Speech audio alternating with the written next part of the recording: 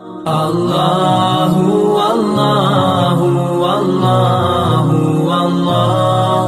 Allahu Allahu Allahu Allah Allahu Allahu Allahu Allah Allahu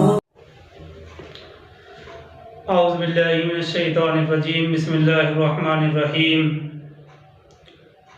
سورہ الانعام کی آیت 50 تک وضاحت سامنے آ چکی ہے، اور اب آیت 51 سے اس پارہ نمبر 7 کا 12واں رکوع شروع ہو رہا ہے۔ اس سے پہلے دو آیت یعنی سورہ الانعام کی آیت 48 میں ہم پڑھ چکے ہیں وَمَا نُرْسِلُ الْمُرْسَلِينَ إِلَّا مُبَشِّرِينَ وَمُنذِرِينَ کہ تمام رسل خوشخبری سنانے، ڈرانے، خبردار کرنے کے لیے آتے رہے۔ اور اسی سورہ میں ہم پڑھ چکے ہیں کہ حضور صلی اللہ علیہ وسلم کی زبانی یہ بات کہلوائی گئی تھی وَأُوحِيَ إِلَيَّ هَذَا الْقُرْآنُ لِيُنذِرَكُمْ بِهِ وَمَنْ بَلَغَ، یعنی اس سورہ کی آیت نمبر 19 میں ہم نے یہ بات پڑھی ہے کہ یہ قرآن میری طرف وحی کیا گیا ہے تاکہ میں اس کے ذریعے سے خبردار کروں تم لوگوں کو اور ان لوگوں کو بھی جن تک یہ قرآن کریم پہنچے۔ تو ہم اس سورہ کی آیت نمبر 19 میں یہ بات پڑھ چکے ہیں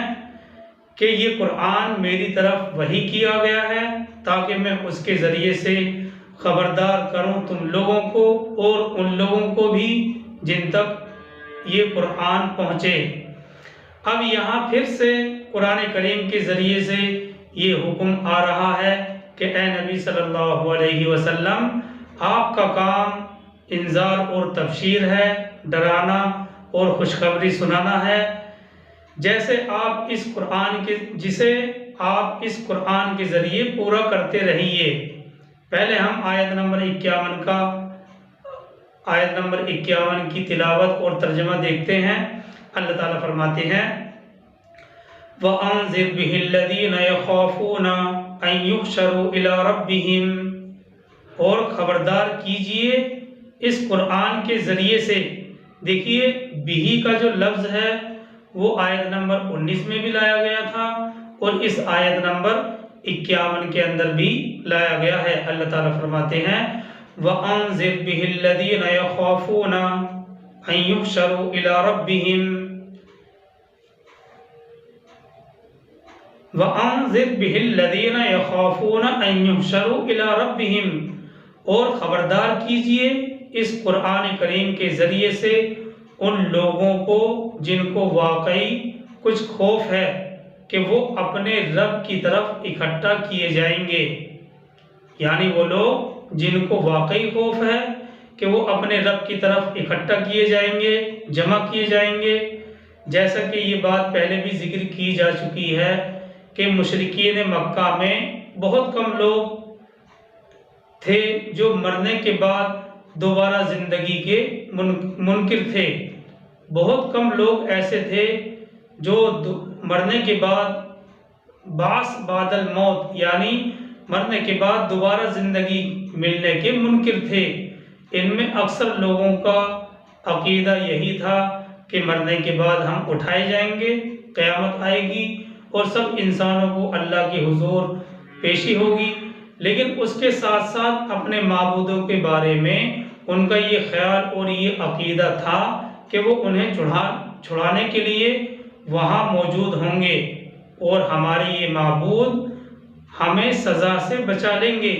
تو اس آیت کے اگلے حصے میں ان کے اس عقیدے اور خیال کی تردید کی جا رہی ہے۔ اللہ تعالیٰ فرماتے ہیں لَيْسَ لَهُم مِّن دُونِهِ وَلِيٌّ وَلَا شَفِيعٌ لَعَلَّهُمْ يَتَّقُونَ، اس حال میں ان کے لیے نہیں ہوگا اللہ کے سوا کوئی حمایتی اور کوئی سفارش کرنے والا، لَعَلَّهُمْ يَتَّقُونَ، شاید کہ ان میں کچھ تقوی پیدا ہو جائے۔ دیکھیے آیت جو پہلا حصہ ہے کہ مشرکین مکہ میں بہت کم لوگ ایسے تھے جو مرنے کے بعد دوبارہ زندگی ملنے کے منکر تھے۔ ان میں اکثر لوگوں کا عقیدہ یہی تھا کہ مرنے کے بعد ہم اٹھائے جائیں گے، قیامت آئے گی، سب انسانوں کو اللہ کے سامنے پیش ہونا پڑے گا۔ لیکن ساتھ ہی ساتھ ان کا یہ عقیدہ بھی تھا کہ وہ ہمارے معبود ان کو چڑھانے کے لیے وہاں پر موجود ہوں گے اور انہیں وہ اس سزا سے بچا لیں گے۔ تو اس آیت کے اگلے حصے میں ان کے اسی عقیدے اور خیال کی تردید کی جا رہی ہے۔ اللہ تعالیٰ فرماتے ہیں لَيْسَ لَهُم مِّن دُونِهِ وَلِيٌّ وَلَا شَفِيعٌ لَعَلَّهُمْ يَتَّقُونَ، اس حال میں کہ ان کے لیے نہیں ہوگا اللہ کے سوا کوئی حمایتی اور نہ کوئی سفارش کرنے والا، شاید ان میں کچھ تقوی پیدا ہو جائے۔ یعنی اس طرح سمجھانے سے شاید ان میں کوئی تقوی پیدا ہو جائے۔ یعنی ان لوگوں کو اے نبی صلی اللہ علیہ وسلم آپ خبردار کر دیجئے کہ پہلے اپنے معبودوں کی شفاعت کے بارے میں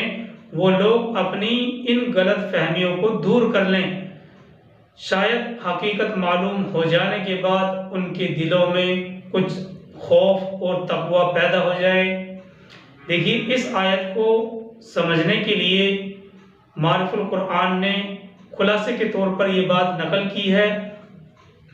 کہ قیامت کے متعلق جو عقیدہ ہے اس کے بارے میں 3 گروہ گویا کہ ہو گئے تھے۔ قیامت سے متعلق جو عقیدہ ہے اس کے بارے میں 3 طرح کے لوگ تھے۔ نمبر 1 وہ لوگ جو یقینی طور پر اس کے معتقد تھے، یعنی وہ یقینی طور پر اس بات کو مانتے تھے کہ ان کو اللہ کے سامنے کھڑا ہونا ہے۔ نمبر 2 وہ لوگ جو تردد میں پڑے ہوئے تھے، وہ لوگ جو شک میں پڑے ہوئے تھے۔ اور نمبر 3 وہ لوگ ہیں جو بالکل منکر تھے۔ 3 طرح کے لوگ جو یقینی طور پر اس کے معتقد تھے، نمبر 2 وہ لوگ جو تردد میں پڑے ہوئے تھے، نمبر 3 وہ لوگ جو بالکل منکر تھے، عقیدہ آخرت کے بالکل منکر تھے۔ دیکھیے تبلیغ کا جو حکم ہے اگرچہ انبیاء علیہ السلام کو ان تینوں طبقوں کے لیے عام ہے، یعنی ان تینوں طبقوں کے لیے تبلیغ کا حکم ہے، جیسا کہ بہت سی قرآنی آیات اور ارشادات سے یہ بات واضح ہوتی ہے۔ لیکن پہلے دو طبقوں میں کیونکہ اثر قبول کرنے کی زیادہ امید ہے، اس لیے اس آیت میں خاص طور پر ان کی طرف توجہ کرنے کی نبی پاک علیہ السلام کو ہدایت کی گئی ہے کہ یہ جو لوگ ہیں جو اعتقاد رکھتے ہیں یا شک میں پڑے ہوئے ہیں، ان کی طرف اے نبی صلی اللہ علیہ وسلم آپ زیادہ توجہ فرمائیں، کیونکہ اثر کو قبول کرنے کی ان لوگوں سے زیادہ امید ہے۔ اس لیے اس آیت میں خاص طور پر ان کی طرف توجہ کرنے کی نبی صلی اللہ علیہ وسلم کو ہدایت کی گئی ہے۔ تو یہ بات خلاصے کے طور پر معرف القرآن نے نقل کی ہے کہ قیامت کے متعلق جو عقیدہ ہے اس کے بارے میں 3 طرح کے لوگ ہیں۔ نمبر 1 وہ لوگ جو یقینی طور پر اس کے معتقد تھے، نمبر 2 وہ لوگ جو اس میں تردد میں تھے، شک میں تھے، اور نمبر 3 وہ لوگ جو ہر طرح سے اس عقیدہ آخرت کے منکر تھے۔ اگرچہ انبیاء کو، نبیوں کو تمام طبقوں کے لیے تبلیغ کا حکم ہوتا ہے، لیکن پہلے 2 طبقوں میں کیونکہ اثر قبول کرنے کی زیادہ امید ہے، اس لیے خاص طور پر ان کی طرف نبی صلی اللہ علیہ وسلم کو توجہ کرنے کی اس آیت کے حصے میں ہدایت کی گئی ہے۔ دیکھیے اس آیت کے آخری الفاظ ہیں لَعَلَّهُمْ يَتَّقُونَ، شاید کہ وہ تقوی کی روش اختیار کر لیں۔ مطلب اور خلاصہ اس چھوٹی سی آیت کا یہی نکل کر سامنے آتا ہے کہ جو لوگ دنیا کی زندگی میں ایسے مدہوش ہو گئے ہیں کہ انہیں نہ تو موت کی فکر ہے اور نہ ہی ان کو یہ خیال ہے کہ ہمیں کبھی خدا کو بھی منہ دکھانا ہے، ان پر، ایسے لوگوں پر یہ نصیحت ہرگز کارگر نہیں ہوگی، اور اسی طرح ان لوگوں پر بھی اس نصیحت کا کچھ اثر نہیں ہوگا جو اس بے بنیاد بھروسے پر جی رہے ہیں کہ ہم دنیا میں جو کچھ چاہے کر گزریں، آخرت میں ہمارا کچھ نہیں بگڑے گا، کیونکہ جو ہمارے معبودان ہیں،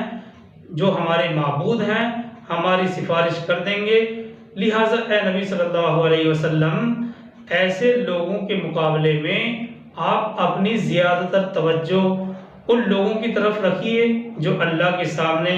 حاضری کا بھی اندیشہ رکھتے ہوں۔ ایسے لوگوں پر اس نصیحت کا اثر زیادہ ہوگا، اور ایسے لوگوں سے ہدایت کی زیادہ امید کی جا سکتی ہے کہ وہ درست ہو جائیں اور اپنی اصلاح کر لیں۔ تو یہی مطلب ہے جو اس آیت سے سمجھ میں آتا ہے۔ اللہ تعالیٰ فرماتے ہیں سورہ الانعام آیت نمبر 51، وَأَنذِرْ بِهِ الَّذِينَ يَخَافُونَ أَن يُحْشَرُوا إِلَىٰ رَبِّهِمْ، اور خبردار کیجئے اس قرآن کریم کے ذریعے سے ان لوگوں کو جن کو واقعی کچھ خوف ہے کہ وہ اپنے رب کی طرف اکٹھا کیے جائیں گے۔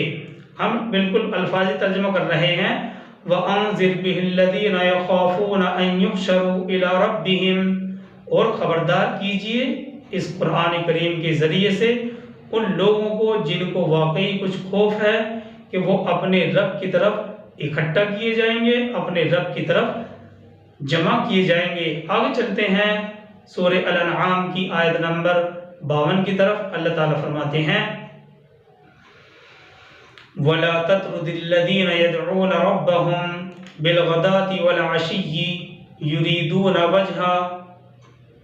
وَلَا تَطْرُدِ الَّذِينَ يَدْعُونَ رَبَّهُمْ بِالْغَدَاةِ وَالْعَشِيِّ يُرِيدُونَ وَجْهَهُ، اور مت دور کیجئے آپ ان لوگوں کو جو پکارتے ہیں اپنے رب کو صبح و شام، اور یریدون وجہ، اور اس کی رضا کے طالب ہیں، اس کی رضا حاصل کرنے کے طالب ہیں۔ اللہ تعالیٰ فرماتے ہیں اے نبی صلی اللہ علیہ وسلم، آپ دور مت کیجئے، اور دور مت کیجئے آپ ان لوگوں کو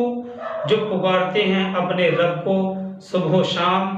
اور وہ لوگ اس کی رضا کے طالب ہیں۔ دیکھیے اس آیت نمبر 52 میں دراصل اشارہ ہے اس خاص معاملے کی طرف جو تقریباً تمام رسل کے ساتھ پیش آتا رہا ہے۔ یہ اصل میں اشارہ اس خاص معاملے کی طرف ہے جو تقریباً تمام رسولوں کے ساتھ پیش آتا رہا ہے۔ واقعہ یہ ہے کہ عام طور پر رسولوں کی دعوت پر، عام طور پر رسولوں کی بات پر سب سے پہلے مفلس اور نادار لوگ ہی لبیک کہتے رہے ہیں، یعنی وہ لوگ جنہوں نے نبی کی بات کو سب سے پہلے سمجھا، سب سے پہلے مانا ہے، نبی کی بات پر، رسول کی بات پر سب سے پہلے لبیک کہا ہے، ان لوگوں میں سب سے پہلے مفلس اور نادار لوگ ہی ہوا کرتے تھے۔ ایسے غریب اور نادار لوگوں کو نبی کی محفل میں دیکھ کر دولت مند اور صاحب ثروت لوگ نبی کی اس دعوت سے اس لیے بھی بدکتے تھے کہ اگر ہم ایمان لے آئیں گے تو ہمیں ان لوگوں کے ساتھ بیٹھنا پڑے گا اور ان لوگوں کے ساتھ ان کی محفل میں وقت گزارنا پڑے گا۔ تو کیونکہ نبی صلی اللہ علیہ وسلم کی محفل میں بھی زیادہ تر مفلس اور نادار قسم کے لوگ ہی ہوا کرتے تھے، اور جو لبیک کہا ہے دعوت پر وہ بھی ایسے ہی غریب لوگ تھے۔ تو جو دولت مند اور صاحب ثروت لوگ ہیں وہ نبی صلی اللہ علیہ وسلم کی دعوت سے اس لیے بھی بدکتے تھے، اور ان کے بدکنے کی ایک وجہ یہ بھی تھی کہ نبی کی محفل میں تو غریب اور نادار قسم کے لوگ ہوتے ہیں، اگر ہم ان کے ساتھ بیٹھیں گے تو اس میں ہماری توہین ہوگی، تو ہمیں ان لوگوں کے ساتھ بیٹھنا پڑے گا، یہ ہمارے لیے ہماری شایان شان نہیں ہے، یعنی یہ بات ہماری شان کے مناسب نہیں ہے۔ دیکھیے اس حوالے سے قرآن مجید میں حضرت نوح علیہ السلام کی قوم کا خصوصی طور پر ذکر کیا گیا ہے۔ حضرت نوح علیہ السلام کی قوم کے سردار کہتے تھے کہ اے نوح، ہم آپ کے پاس آنا جانا چاہتے ہیں اور آپ کی بات کو سمجھنا چاہتے ہیں، لیکن آپ کے ارد گرد گھٹیا قسم کے لوگ بیٹھے رہتے ہیں، تو ہم ان لوگوں کو بیٹھے ہوئے دیکھتے ہیں تو یہ ہماری غیرت گوارا نہیں کرتی ہے کہ ہم بھی ان کے ساتھ جا کر بیٹھیں۔ اور یہی بات قریش کے سردار سرکار دو عالم صلی اللہ علیہ وسلم سے کہتے تھے کہ آپ کے پاس ہر وقت جن لوگوں کا جم گھٹا لگا رہتا ہے وہ لوگ ہمارے معاشرے کے پستہ طبقے سے تعلق رکھتے ہیں، نچلے طبقے سے تعلق رکھتے ہیں، اور ان میں اکثر ہمارے غلام ہیں۔ ایسے لوگوں کی موجودگی میں آپ کی محفل میں بیٹھنا یہ ہمارے شایان شان نہیں ہے۔ ان کی ایسی ہی باتوں کے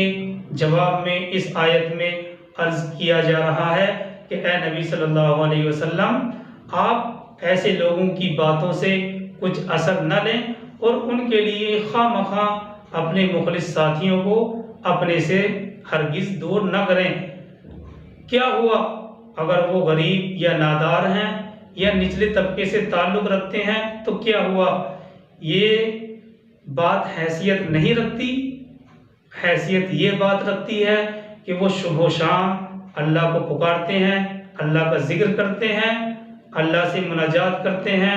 اس کی توحید کو بیان کرتے ہیں، اس کی تسبیح اور تمہید کرتے ہیں، اس کے روئے انور کے طالب ہیں،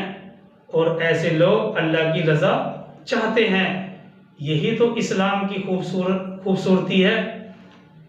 کہ اگر مسجد میں کوئی غریب قسم کا، نادار قسم کا آدمی بھی صف میں کھڑا ہوا ہے تو کسی کی مجال نہیں ہے کہ وہ اس کو اس صف میں سے ہٹا دے، اور جو پہلے آئے گا اس کا حق ہے۔ تو یہ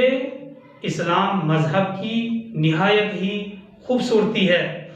تو بہرحال یہی بات قریش کے سردار سرکار دو عالم صلی اللہ علیہ وسلم کے پاس آ کر کہا کرتے تھے کہ آپ لوگوں کے پاس جن لوگوں کا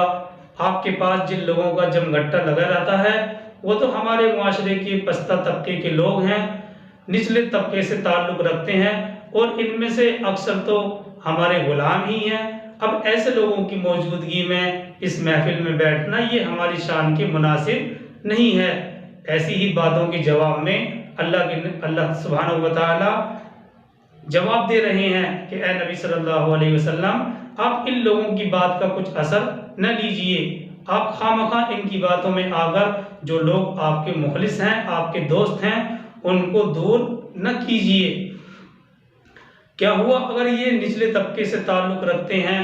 تو یہ کوئی حیثیت نہیں رکھتی ہے بات، بلکہ حیثیت تو یہ بات رکھتی ہے کہ وہ صبح و شام اللہ کو یاد کرتے ہیں، اللہ کا ذکر کرتے ہیں، اللہ سے مناجات کرتے ہیں، اس کی توحید کو بیان کرتے ہیں، اس کی تمہید کرتے ہیں، اس کے روئے انور کے طالب ہیں اور اس کی رضا چاہتے ہیں۔ سورہ بقرہ کی آیت نمبر 207 میں ہم ایسے لوگوں کا تذکرہ پڑھ چکے ہیں۔ وہاں پر یعنی سورہ بقرہ کی آیت نمبر 207 میں اللہ سبحانہ وتعالیٰ نے ارشاد فرمایا تھا، یاد دہانی کے لیے تلاوت کرتے ہیں، وَمِنَ النَّاسِ مَن يَشْرِي نَفْسَهُ ابْتِغَاءَ مَرْضَاتِ اللَّهِ، یعنی وہ لوگ ایسے ہیں جنہوں نے اپنی جانیں اور اپنی زندگیاں اللہ کی رضا کے لیے وقف کر دی ہیں۔ وَمِنَ النَّاسِ مَن يَشْرِي نَفْسَهُ ابْتِغَاءَ مَرْضَاتِ اللَّهِ، یعنی وہ لوگ ایسے ہیں جنہوں نے اپنی جانیں، اپنی زندگیاں اللہ کی رضا جوئی کے لیے وقف کر دی ہیں۔ ابن کثیر میں ہے کہ اسی طرح کا وہ سوال ہے جس کو ہرقل جو شاہ روم تھا اس نے ابو سفیان سے پوچھا تھا، کیا قوم کے بڑے لوگ اس نبی کی پیروی کرتے ہیں یا غریب اور نادار لوگ ان کی پیروی کرتے ہیں؟ تو ابو سفیان نے جواب دیا تھا کہ ضعفا اور غربا زیادہ تر ان کے پیروکار ہیں۔ تو ہرقل نے اس بات کو ثابت کرتے ہوئے جواب دیا کہ رسول کی پیروی میں پہل ایسے ہی لوگوں نے کی ہے، رسولوں کی پیروی میں پہل ایسے ہی لوگوں نے کی ہے۔ بہرحال یہ سب وضاحت آیت نمبر 52 کے پہلے حصے سے سمجھ میں آتی ہے۔ آگے چلتے ہیں آیت نمبر 52 کے دوسرے حصے کی طرف۔ اللہ تعالیٰ فرماتے ہیں ما علیک من حسابہم من شیء وما من حسابک علیہم من شیء، آپ کے ذمے ان کے حساب میں سے کچھ نہیں ہے اور نہ آپ کے حساب میں سے ان کے ذمے کچھ ہے۔ ما علیک من حسابہم من شیء وما من حسابک علیہم من شیء، آپ کے ذمے ان کے حساب میں سے کچھ نہیں ہے اور نہ آپ کے حساب میں سے ان کے ذمے کچھ ہے۔ یعنی ہر شخص، ہر آدمی اپنے اعمال کے لیے جواب دہ ہے اور ہر شخص کو اپنی کمائی خود ہی کرنی ہے۔ آپ کے ذمے آپ کا فرض ہے، وہ آپ ادا کرتے رہیں، پورا کرتے رہیں، اور جو لوگ آپ کی دعوت پر ایمان لا رہے ہیں وہ بھی اللہ کی نظر میں ہے،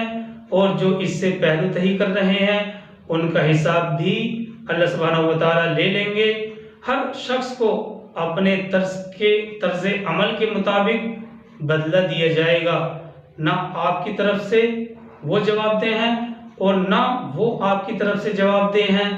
فَتَطْرُدَهُمْ فَتَكُونَ مِنَ الظَّالِمِينَ، تو اگر بالفرض آپ انہیں اپنے سے دور کر دیں گے، یعنی ایسے لوگوں کو